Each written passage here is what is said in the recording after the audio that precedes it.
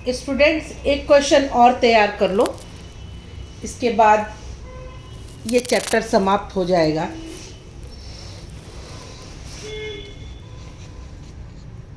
प्रश्न लिखो।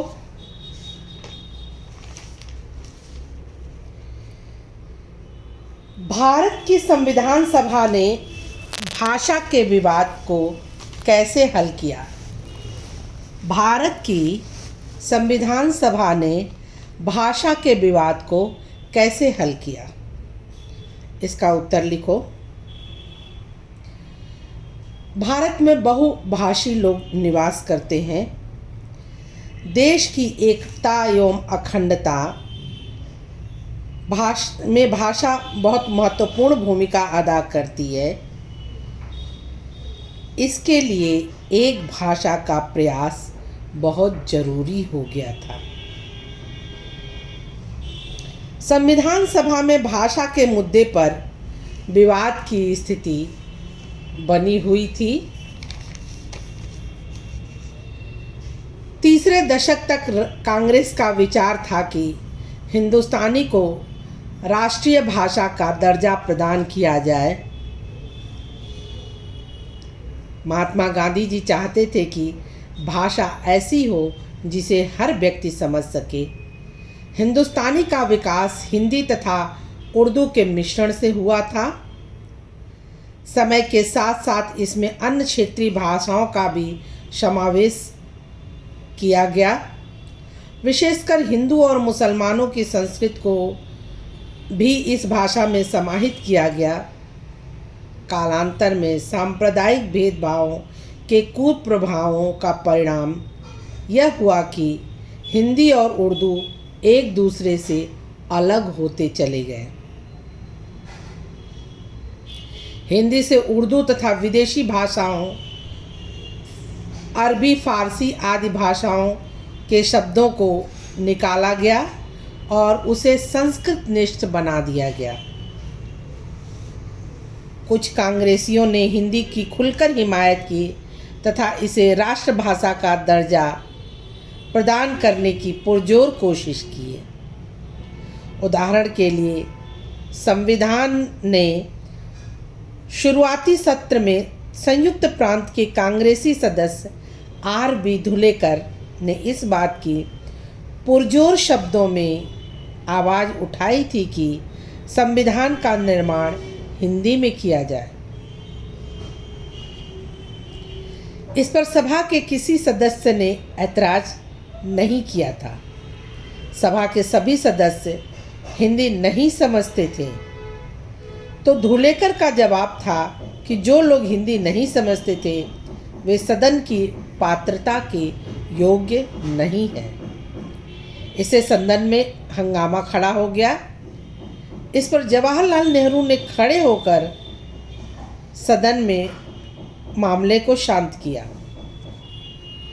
राष्ट्रीय भाषा के सवाल पर हिंदी में समर्थकों और विरोधियों के बीच टकराव की स्थिति आ गई थी।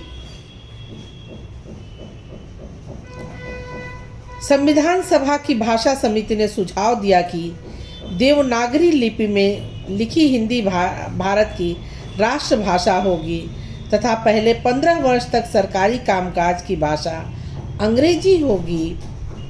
साथ ही राज्यों को अपने क्षेत्रीय भाषाओं के माध्यम से सरकारी कामकाज की छूट होगी।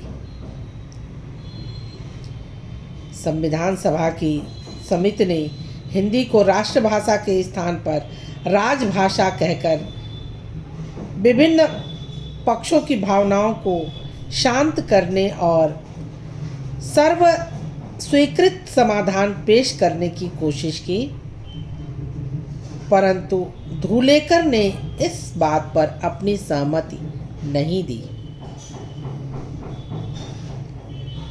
श्रीमती दुर्गाबाई ने सदन को बताया कि दक्षिण राज्यों में हिंदी का विरोध बहुत ज़्यादा है। विरोधियों को यह मानना संभवतः सही है कि हिंदी की हिमायत प्रांतीय भाषाओं के जड़ों को खोदने का काम कर रही है। उन्होंने कहा कि हिंदुस्तानी के समावेशी और साझा स्वरूप को कमज़ोर करने वाले किसी भी कदम से विभिन्न भाषाई समूहों के बीच अनिश्चितता और डर उत्पन्न होना स्वाभाविक है। बम्बई के एक सदस्य श्री शंकर राव देव ने कहा कि कांग्रेसी और गांधी जी का अनुयायी होने के नाते वे हिंदुस्तानी को राष्ट्रीय भाषा के रूप में स्वीकार कर चुके हैं। मद्रास के टी.ए. रामालिंगम चेट्टियार ने कहा कि हिंदी को किसी भी व्यक्ति पर जबरदस्ती नहीं थोपना चाहिए। स्टूडेंट्स, अब एक और प्रश्न है। भारतीय संविधान की प्रमुख विशेषताओं का वर्णन करो। इसका उत्तर लिखो। 15 अगस्त 1947 को अंग्रेजों ने भारत को दो भागों में, भारत और पाकिस्तान में विभक्त कर दिया था। भारत का संविधान 25 नवंबर 1949 ईस्वी को संविधान सभा द्वारा बनाया गया और उस पर डॉक्टर राजेंद्र प्रसाद के हस्ताक्षर हुए। 26 जनवरी 1950 ईस्वी में इसे संविधान कार्य के रूप में लाया गया। इस संविधान के आधार पर भारतवर्ष एक संपूर्ण प्रभुत्व संपन्न लोकतंत्रात्मक गणराज्य घोषित कर दिया गया। भारतीय संविधान की विशेषताएं क्या क्या हैं, इसे नोट करिए। पहला, विशाल तथा लिखित संविधान। इसमें 12 अनुसूचियां, 22 भाग और 395 धाराएं हैं। श्री H.V. कामत ने कहा है कि हमें इस बात पर गर्व है कि हमारा संविधान विश्व का सबसे विशालकाय संविधान है। यह संविधान लिखित भी है और साथ ही साथ अलिखित परंपराओं का भी निर्वहन करता है। दूसरा, संपूर्ण प्रभुत्व संपन्न गणराज्य। भारत में प्रजातंत्रात्मक सत्ता है। राष्ट्र का प्रधान राष्ट्रपति जनता द्वारा अप्रत्यक्ष रूप से चुना जाता है। शासन का उद्देश्य लोकहित में शासन की नींव न्याय, स्वतंत्रता, समता और प्रभुत्व के सिद्धांतों पर डाली गई है। इससे स्पष्ट है कि भारत एक गणराज्य राज्य है। तीसरा, भारत में धर्मनिरपेक्ष राज्य। भारत में ये इस संविधान में ये स्पष्ट है कि भारत का संविधान किसी धर्म का प्रतिपादन नहीं करता। राज्य की दृष्टि से सभी धर्म समान हैं। धर्म के आधार पर किसी के साथ भेदभाव नहीं बरता जा सकता।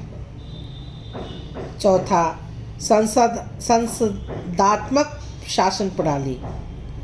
शासन की शक्ति मंत्रिपरिषद के हाथों में है। शासन का अर्थ प्रधानमंत्री के द्वारा राष्ट्रपति के नाम पर होता है। व्यवस्थापिका के अविश्वास पत्र मंत्रिपरिषद त्यागपत्र दे देगी।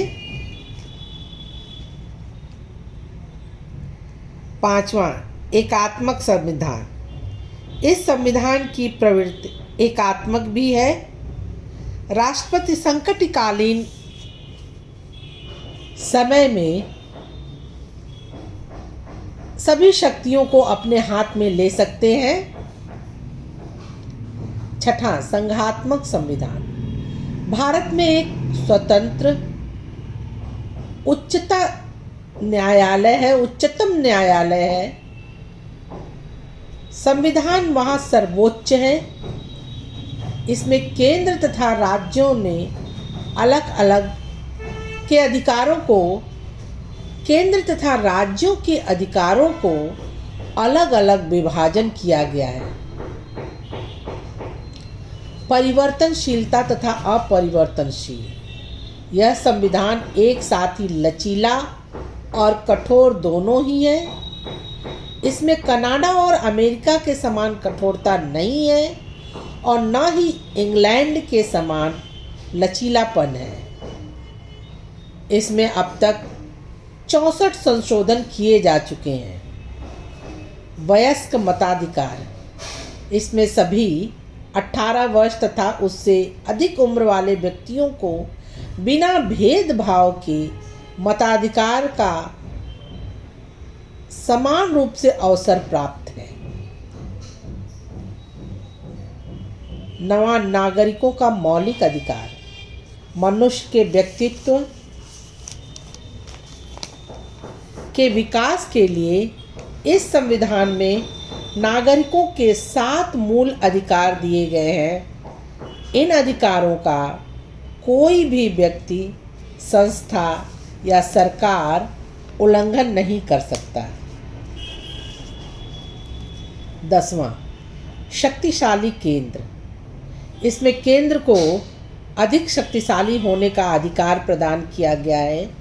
केंद्रीय सरकार कानूनों द्वारा राज्यों पर नियंत्रण रखता है और राज्यों के विधानमंडलों की अपेक्षा संसद को अधिक अधिकार प्राप्त होता है। 11वां, स्वतंत्र न्यायपालिका। इसमें एक स्वतंत्र तथा शक्तिशाली न्यायपालिका की व्यवस्था की गई है। यह न्यायपालिका सरकार के अन्य अंगों के प्रभाव से मुक्त है। 12वां, पिछड़ी तथा अनुसूचित जातियों को सुविधा। इन जातियों की रक्षा तथा उनके उत्थान के लिए इस संविधान में पूरा स्थान दिया गया है। संसद में तथा नौकरियों में भी उनके लिए स्थान सुरक्षित किया गया है। 13वां, अस्पृश्यता तथा उपाधियों का अंत। छुआछूत और उपाधियों का संविधान में इसलिए अंत कर दिया गया ताकि ऊंच नीच की भावना को दूर किया जा सके और जनसाधारण में समानता पैदा किया जा सके। स्त्रियों को समान अधिकार। भारतीय संविधान लिंग भेद के आधार पर कोई भी भेदभाव नहीं करता। उसमें स्त्रियों को भी पुरुषों के समान ही अधिकार प्राप्त है। 5वां, 15वां, विश्व शांति तथा अंतर्राष्ट्रीय सहयोग का समर्थन। इस संविधान में विश्व शांति की स्थापना तथा अंतर्राष्ट्रीय क्षेत्र में सहयोग एवं सद्भाव को बढ़ावा दिया गया है। इस प्रकार यह निष्कर्ष निकलता है कि भारत का संविधान की रूपरेखा संघात्मक है, किंतु केंद्रीय सरकार को इतना शक्तिशाली बना दिया गया है कि संविधान में संघात्मक तत्वों की अपेक्षा एकात्मक तत्व अधिक पाया जाता है। इसलिए संविधान के संबंध में कहा गया है कि भारत में संविधान का रूप संघात्मक है, परंतु इसकी आत्मा एकात्मक है।